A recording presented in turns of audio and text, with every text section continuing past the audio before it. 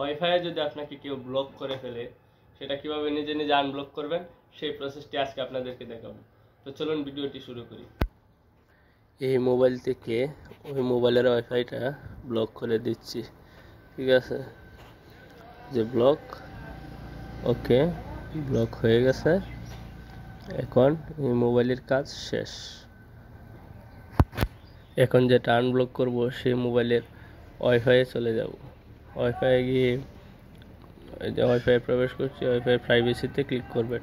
প্রাইভেসির পরেতে random use device ম্যাকে select করে দেবেন। Random Mac select করা থাকবে, ডিভাইস ম্যাক সিলেক্ট করে দিবেন। ব্যাস, এতটুকুই কাজ। ওকে, তারপরে আপনি বের হয়ে চেক করতে চলে যাবেন যে সেই মোবাইলটি কানেক্ট হয়েছে কিনা। এই যে দেখেন, সেটি পুরোপুরিভাবে কানেক্ট হয়েছে।